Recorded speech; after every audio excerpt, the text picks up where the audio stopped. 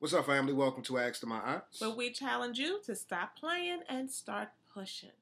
This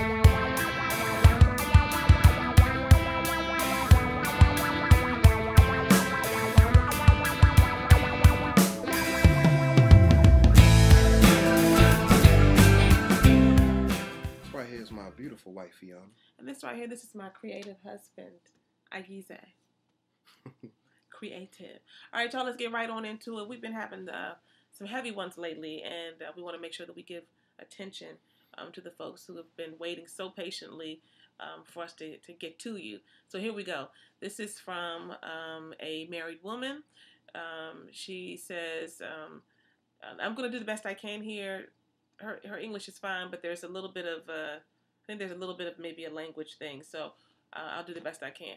She says, I've never written to anyone for advice, but I'm looking for an unbiased answer to a complicated situation. I've been married 3 years, and these 3 years have been the worst of my life.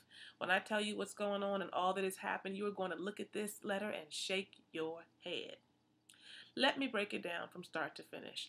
2 months before getting married, my mother was diagnosed with cancer. So we moved my parents up to where we lived to make sure she was receiving proper treatment. With that, my father had dementia, so I was taking care of that issue as well. Of course, this is a lot of stress on a newly married couple. You are right about that. So this went on for 7 months until all was well. A month after my parents left, I was fired from my 6-figure job, and through the grace of God, I found another one, but it was still very stressful. 3 months later, a storm came through and blew the roof off of their condo, Lord have mercy, in which their place was completely destroyed.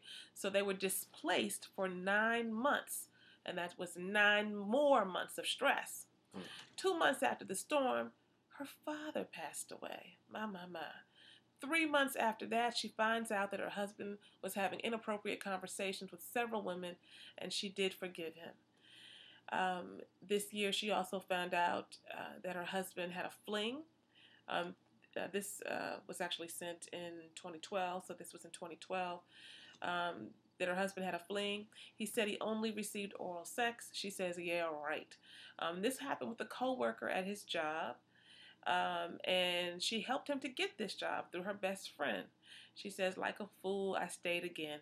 We went to counseling. That didn't help much, and last week they found out that it's a possibility that neither one of them can conceive a child naturally, which now raises a big question mark because he has an 11-year-old son by another woman.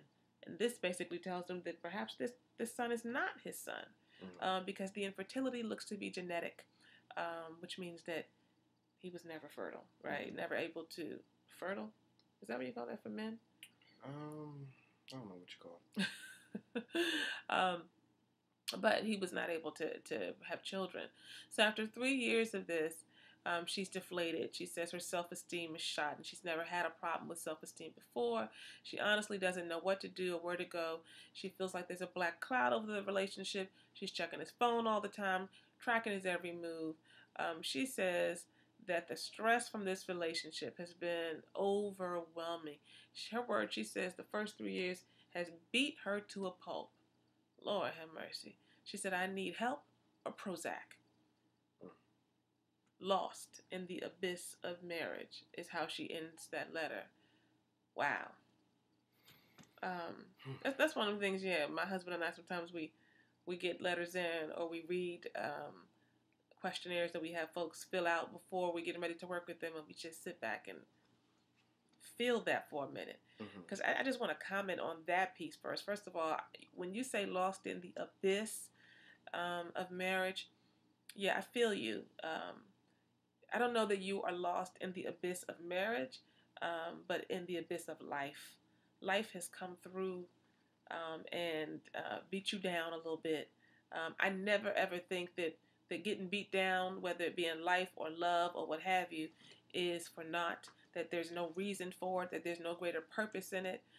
So I do want to say that piece, but this is not just about your marriage. You need to understand, which it does appear that you do have some understanding, that you've had a lot going on. I mean, you've had 2 parents dealing with, one with cancer, one with dementia, one passed away, then you lose your home, the roof is blown off, and that's a lot of stress not only for you but for your husband.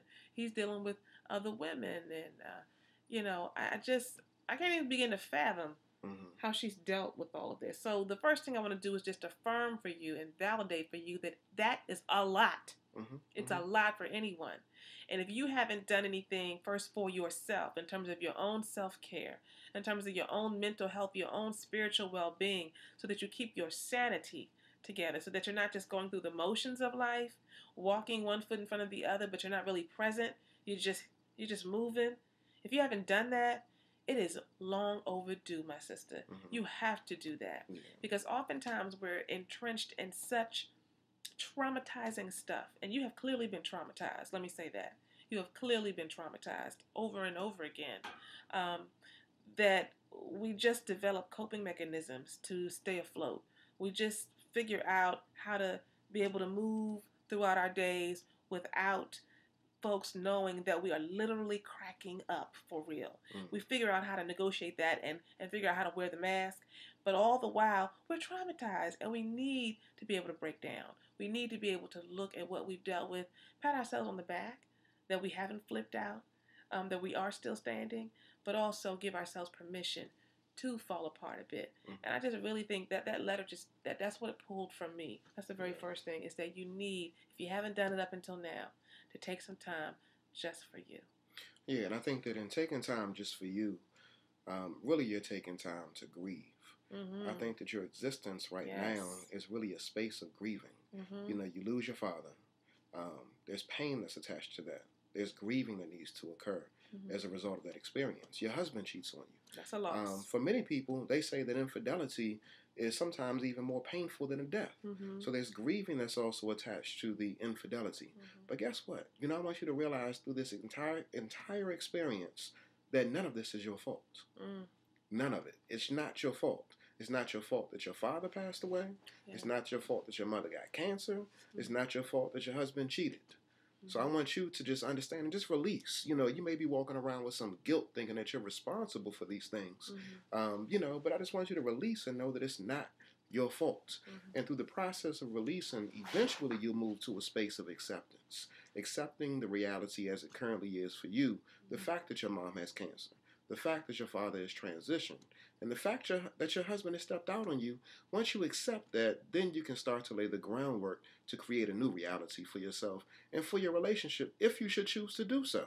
Because the actions that your husband demonstrated in your relationship, in the presence of all of the chaos and the pain and the hurt that you were experiencing, is totally unacceptable.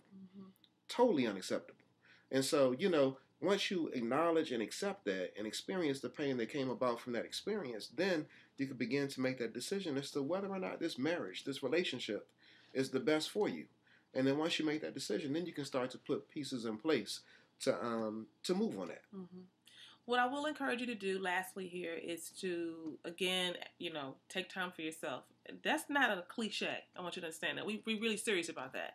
You know, go away if you can for a week. Many of us can't do that. So if you can't do that, then find out how you're going to get away in your own house, how you're going to get away in your own town where you are. What do you want to do? Even if it don't, you know, you can't go to the spa, but you need to get outside and be by yourself. What are you going to do to connect with self? That's important. But number two, the chaos that has engulfed you over these first 3 years of your marriage did not only touch you, it touched your husband. And we only see your side of the story. And so his experience is a valid experience. I don't know how you've been for him, to him, or with him during all of this drama. And this isn't about judgment, but it's just about being able to see if the both of you can come together and look at what was going on. I don't even know. We were both just struggling to stay afloat because there was so much weighing on us when we really should be solidifying who we are as a couple. We're really coming together. We're developing our own identity, our own family, our own sense of who we are in the world. And you got to just hold all these things up. So I would encourage you that if your husband is willing, if he wants to be in the relationship, if he is in love with you, just as you are in love with him, and I'm assuming that there, then get some outside help.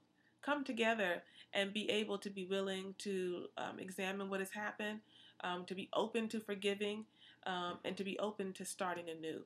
Y'all can get Because through this. This is a lot for anybody, even the most well-established, well-rooted couple. So give yourselves the benefit of the doubt and see if you all can pick up the broken pieces and put them back together again. But you cannot do this. You certainly cannot do this. If you don't, stop playing and start pushing.